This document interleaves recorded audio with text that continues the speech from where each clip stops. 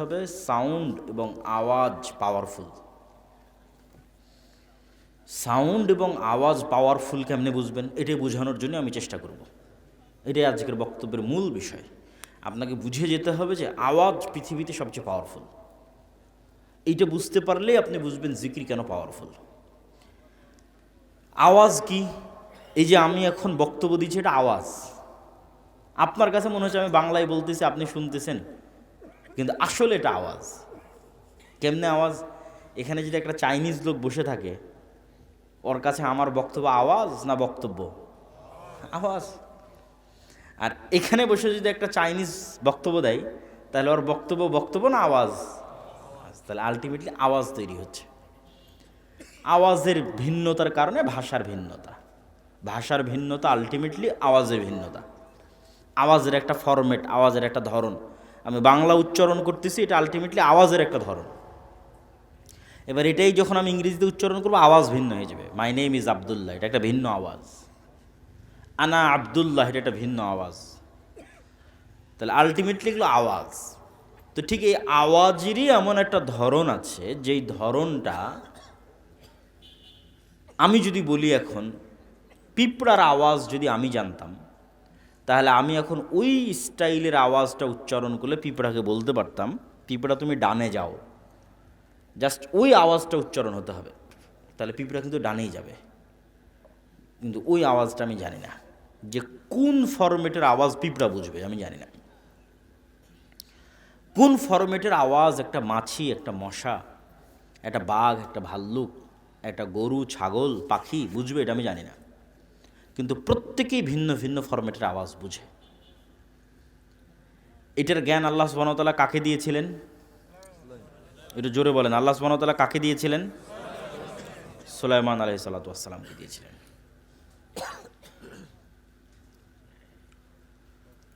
তাহলে একটা পয়েন্ট আমরা বুঝলাম যে পৃথিবীর সকল সৃষ্টিজীবের মধ্যে আন্তঃযোগাযোগ সম্ভব কি দিয়ে? আওয়াজ দিয়ে। সকল সৃষ্টিজীবের মধ্যে আন্তঃযোগাযোগ সম্ভব আওয়াজ দিয়ে। এটা পৃথিবীর সবচেয়ে টপ প্রযুক্তি, যেটার ধারে কাছে বিজ্ঞানীদের পৌঁছা সম্ভব নয়। বিজ্ঞানীদের পৃথিবী টিকে আছে আলোর উপর ভিত্তি করে, যে টেকনোলজি তার উপর। আমি এখান থেকে কথা বলতেছি, এই যে এখনই ফোনে কথা বললাম, আমার কথাটা আলোর মধ্যে দিয়ে এই মোবাইলের মধ্যে গেছে, মোবাইল থেকে আলোর মধ্যে দিয়ে এটা টাওয়ার হয়ে ঢাকা চলে গেছে। এখন কথা বলতেছি, লন্ডনে বসে মানুষ শুনতেছে, এখন বাজতেছে আমার কথা এখান থেকে। এখন কেমনে লন্ডন যাচ্ছে? আওয়াজ, আলো যাচ্ছে, যে আলোর সাথে যাচ্ছে। তাহলে আলো ডাটা ট্রান্সফার করে। পৃথিবী যেদিন সৃষ্টি হয়েছে ওই দিন থেকেই করে, মানুষ জানতো না, আজকে মানুষ জানতে পেরেছে। তাহলে আধুনিক প্রযুক্তি টিকে আছে আলোর মধ্যে, ডাটা ট্রান্সফার হয় তার উপরে টিকে আছে। আর আমরা বলতেছি এর চাইতেও এমন এক শক্তিশালী প্রযুক্তির কথা, যেটা আওয়াজ ভিত্তিক, যেটার ধারে কাছে বিজ্ঞানীরা নাই, যেটার কিছু জ্ঞান আল্লাহ কাকে দিয়েছিলেন আবার বলেন তো? সুলাইমান আলাইহিস সালামকে দিয়েছিলেন। সুলাইমান আলাইহিস সালাতু ওয়াস সালাম একদিন বলছেন, রানী বিলকিসের সিংহাসনকে এখানে নিয়ে আসতে হবে, ইয়েমেন থেকে, সাবা থেকে জেরুজালেমে, ১,৫০০ কিলোমিটার পথ। তো ইফরিত নামক একজন জিন বলছে যে আপনি যেখানে বসে আছেন এই বসা থেকে উঠার পূর্বে সিংহাসন নিয়ে আসব।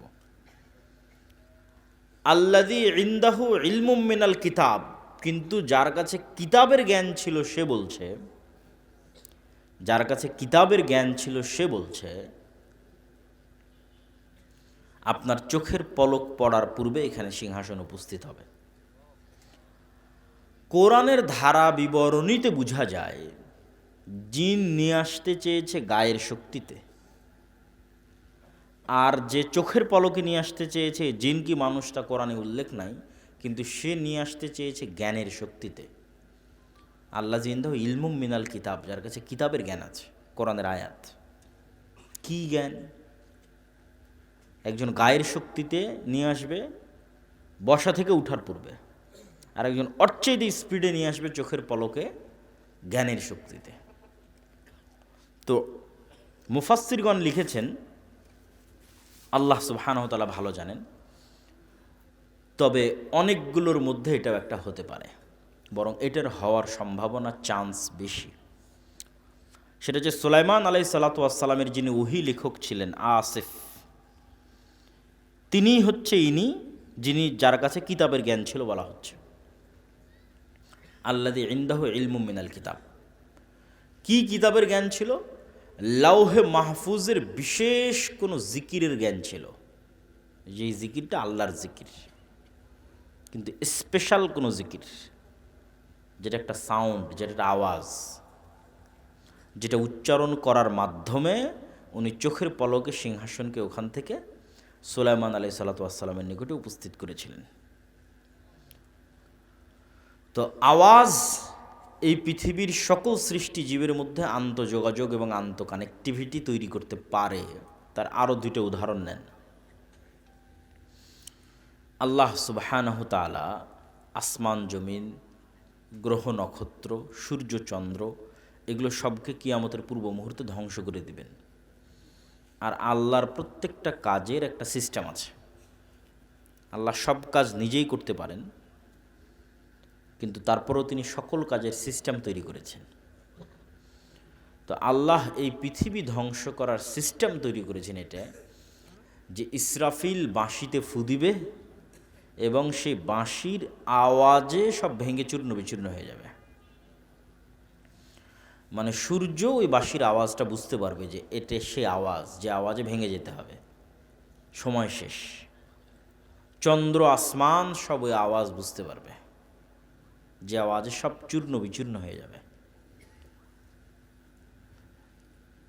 যেমন আজকের আলোর যে প্রযুক্তি, যেটার মধ্যে দিয়ে আমার বক্তব্য লাইভ যাচ্ছে, আপনারা ফোনে কথা বলতেছেন, ইন্টারনেট চলতেছে, এই আলোর প্রযুক্তি বা ওয়েভ বা তরঙ্গ ব্যবহার করে ইসরায়েল ইরান এবং হামাসের নেতা এবং বিজ্ঞানীদের হত্যা করতেছে।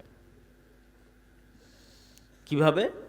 এই মোবাইলটা যদি এখন নেটওয়ার্কের সাথে কানেক্টেড থাকে এবং ইন্টারনেট থাকে, তাহলে ইসরায়েল চাইলে এই মোবাইলকে এখানে বিস্ফোরণ ঘটাতে পারবে, আমার হাতে এখন বিস্ফোরণ হবে এখানে।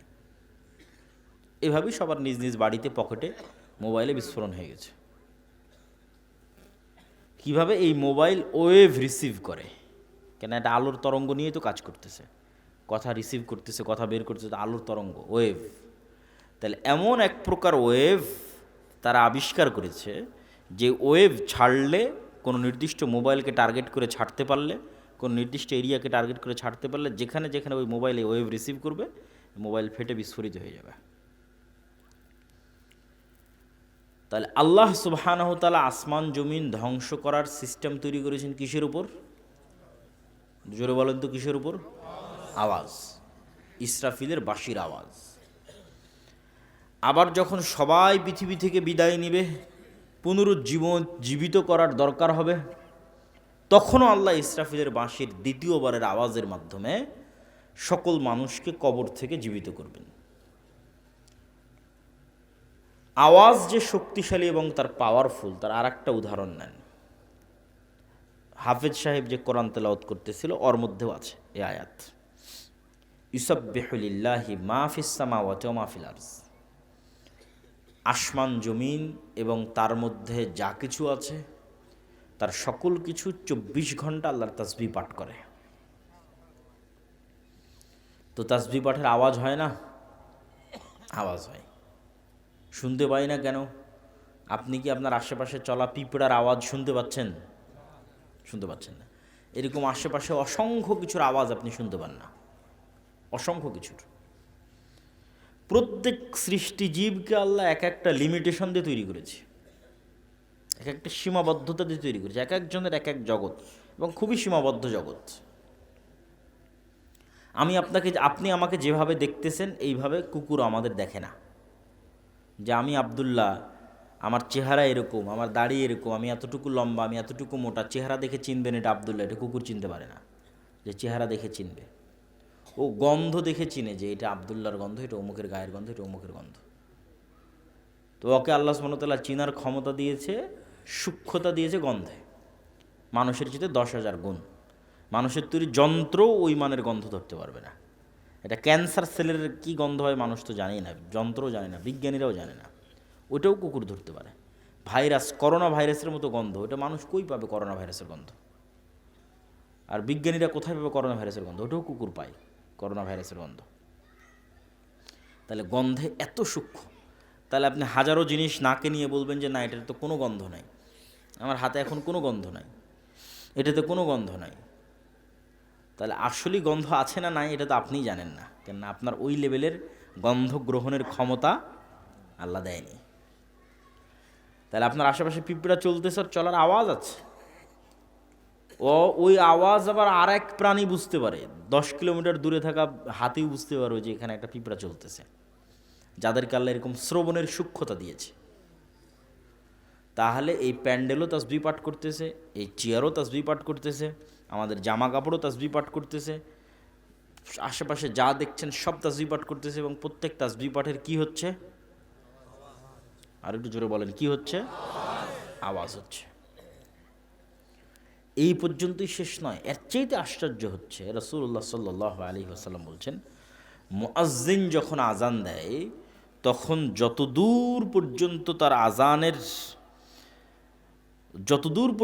তার আজানের আওয়াজ যায় ততদূর পর্যন্ত সকল সৃষ্টিজীব, কীট পতঙ্গ, পঙ্গপাল, জীব জন্তু, জানোয়ার সব বুঝে যে এটা আজানের আওয়াজ। আল্লাহু আকবার, আল্লাহু আকবার, এটা বুঝে এটার পক্ষে কিয়ামতের মাঠে সাক্ষী দিবে। আল্লাহু আকবার। তাহলে ওরা যেমন 24 ঘন্টা তাসবিহ পাঠ করতেছে, আওয়াজ তৈরি করতেছে, তেমন তাসবির আওয়াজটা ওরা কি করে? বোঝে। অন্য কোনো আওয়াজ বুঝুক আর না বুঝুক, তাসবিহের আওয়াজ বুঝে। তাহলে অনেকগুলো পয়েন্ট আপনাদের সামনে দাঁড় করালাম শুধু এটা বুঝাতে যে আওয়াজ খুবই শক্তিশালী কিছু, আওয়াজ খুবই পাওয়ারফুল কিছু। এবার বুঝেন যে কারি সাহেব যে কোরআন তেলাওয়াত করতেছিল, তো কোরআন কার আওয়াজ? একটু বলেন, কার আওয়াজ? আল্লাহর আওয়াজ। কোরআন কার সাউন্ড? আল্লাহর সাউন্ড। কোরআন কার শব্দ? কার বাক্য? আল্লাহর বাক্য। এই জন্য মুসা আলাইহিস সালাতু ওয়াস সালামের কাছে যে লাঠি আছে, ছিল মুজিজার, ওটার চাইতেও পাওয়ারফুল জিনিস আল্লাহ উম্মতে মুহাম্মাদিকে দিয়েছে, সেটা হচ্ছে কোরআন। কেন? কোরআন স্বয়ং কার আওয়াজ? আল্লাহর নিজের আওয়াজ। সবচেয়ে শক্তিশালী জিনিস উম্মতে মুহাম্মাদের কাছে আছে। কেন? আগে আমরা প্রমাণ করে ফেলেছি পৃথিবীতে সবচেয়ে পাওয়ারফুল হচ্ছে আওয়াজ। তাহলে আওয়াজের মধ্যে সবচেয়ে পাওয়ারফুল আওয়াজ কার হবে? আল্লাহর নিজের হবে। তাহলে এর চেয়ে শক্তিশালী আর কিছু আছে পৃথিবীতে? এর চেয়ে শক্তিশালী আর পৃথিবীতে কিছু নাই। এই জন্য তাজবিদের গুরুত্ব আছে। হাফেজ সাহেবও বলছিলেন তাজবিদ ঠিক করার কথা। কেন? আপনার পড়ার মতো হবে, তখন আপনার আওয়াজটা যখন মুহাম্মদ সাল্লাল্লাহু আলাইহি ওয়াসাল্লামের আওয়াজের মতো হবে, আওয়াজের যে ফরম্যাট, তখন এটা জিবরাইল আলাইহিস সালাতু ওয়াস সালামের মতো হবে। আর যখন আপনার আওয়াজটা জিবরাইল আলাইহিস সালাতু ওয়াস সালামের মতো হবে, তখন এটা লাউহে মাহফুজের মতো হবে। আর যখন আপনার আওয়াজটা লাউহে মাহফুজের মতো হবে, তখন এটা আল্লাহ সুবহানাহু তাআলার যে আওয়াজ, সে আওয়াজের সাথে মিলে যাবে। লাউহে মাহফুজ থেকে জিবরাইল নিয়েছে, জিবরাইল থেকে মুহাম্মদ সাল্লাল্লাহু আলাইহি ওয়াসাল্লাম নিয়েছে, মুহাম্মদ সাল্লাল্লাহু আলাইহি ওয়াসাল্লাম থেকে সাহাবীরা, তাবিরা, তারপরে আমরা। এই জন্য তাজবিদের গুরুত্ব আছে। আওয়াজটা যেন হুবহু এরকম হয়, যাতে লাউহে মাহফুজের সাথে মিলে যায়। আওয়াজের ধরন, উচ্চারণের স্টাইল লাউহে মাহফুজের সাথে যাতে মিলে যায়, এই জন্য তাজবিদের গুরুত্ব আছে। কোরআন অর্থ জানা জরুরি, বোঝা জরুরি, জ্ঞান অর্জন করতে হবে। শুধু সাউন্ডের মধ্যে সীমাবদ্ধ থাকলে হবে না, কেন? কোরআনের শিক্ষাও তার মুজিজা। কিন্তু কেউ যদি কোরআন নাও বুঝে, কোরআন নাও জানে, তবুও শুধু কোরআনের আওয়াজ দিয়ে, কোরআনের উচ্চারণ দিয়ে সে কোরআনের সকল বরকতি লাভ করতে পারবে। কোরআনের সকল বরকত, সকল রহমত তার জীবনে, তার ব্যবসা বাণিজ্যে, তার বাড়িতে, সকল ক্ষেত্রে শুধু এই আওয়াজ দিয়েও উপকার লাভ করা সম্ভব। তাহলে আমরা বলছিলাম জিকির, সর্বশ্রেষ্ঠ জিকির তাহলে কোরআন। সর্বশ্রেষ্ঠ জিকির তাহলে কি? কোরআন। আশা করি বুঝে গেছেন যে সর্বশ্রেষ্ঠ জিকির কোরআন। এবার আসি জিকির দোয়ার চেয়েও শ্রেষ্ঠ। দোয়া করাও ইবাদত, কিন্তু দোয়া করার চেয়েও শ্রেষ্ঠ ইবাদত হচ্ছে জিকির। কারণ হচ্ছে যে এই প্যান্ডেলের, এই আসমান জমিনের, এই গাছপালার, এই জীবজন্তুর আল্লাহর কাছে কোনো চাওয়া আছে? আল্লাহর কাছে কোনো চাওয়া নেই। ফেরেশতাদের আল্লাহর কাছে কোনো চাওয়া আছে? নাই। ফেরেশতারা যদি দোয়া করে তাও এটা মুমিন মুসলমানদের জন্য দোয়া করে, ওদের নিজেদের জন্য কোনো চাওয়া নেই। না টাকা পয়সার দরকার, না খাবার দাবারের দরকার, না কোনো অসুখ বিসুখ, চাওয়া নাই।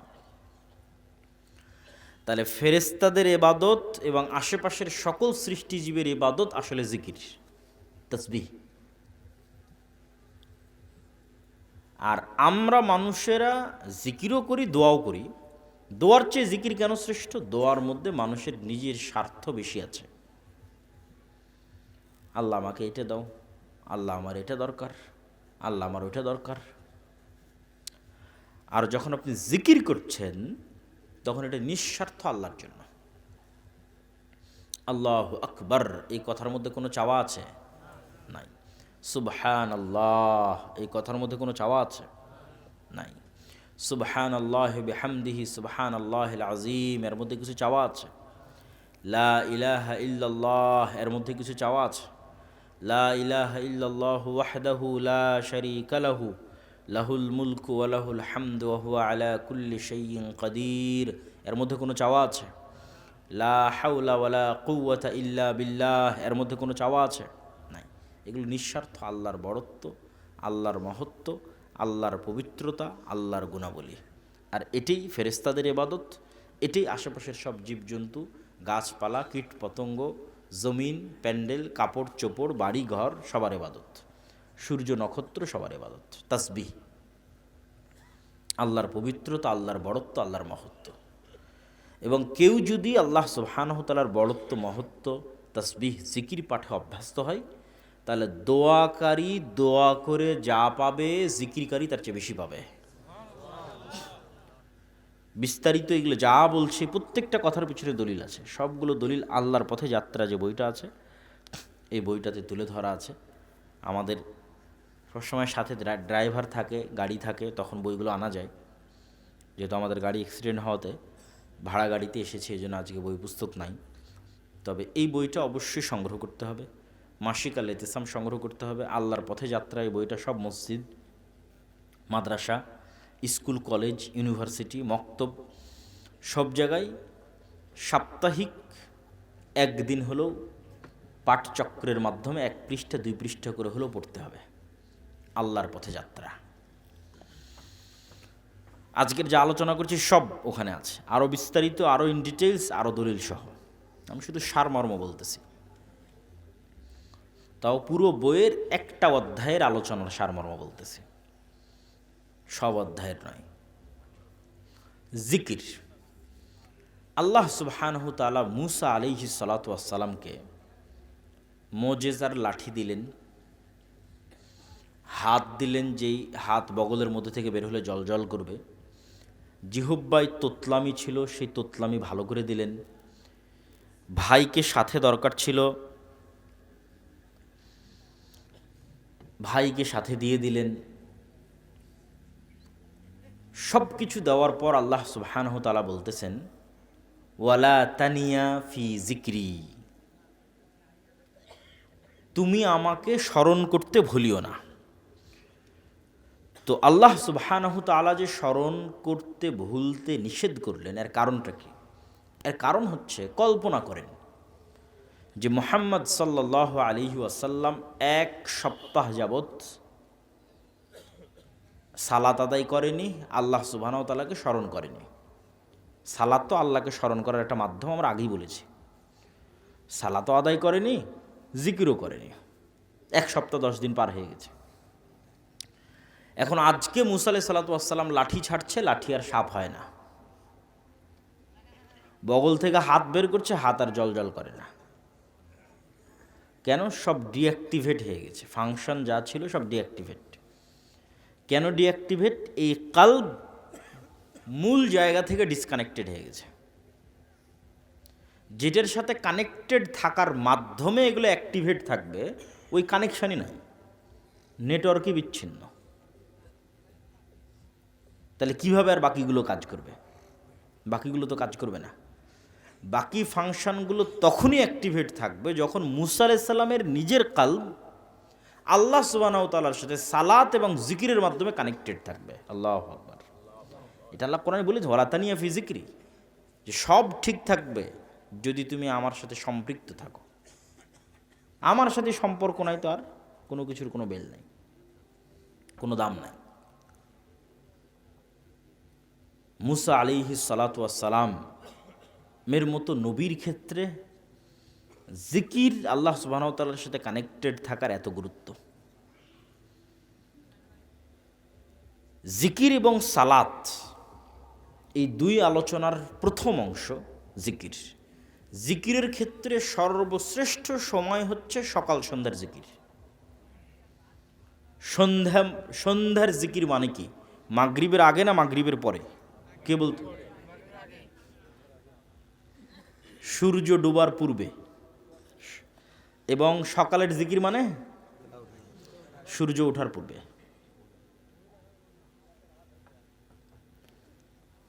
আল্লাহ সুবহানাহু ওয়া তাআলা কোরআন মাজিদে বলছেন, ক্বাবলা তুলুইশ শামসি ওয়া ক্বাবলা গুরুবিহা, সূর্য ওঠার পূর্বে, সূর্য ডুবার পূর্বে। স্পেশাল টাইম জিকিরের।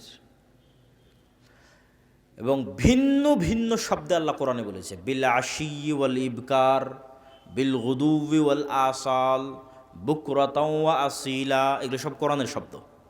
আর প্রত্যেকটাতেই বলা হচ্ছে তোমরা সকালে সন্ধ্যায় জিকির করো, সকালে সন্ধ্যায় জিকির করো, সকালে সন্ধ্যায় তাসবিহ পাঠ করো, সকালে সন্ধ্যায় তাসবিহ পাঠ করো।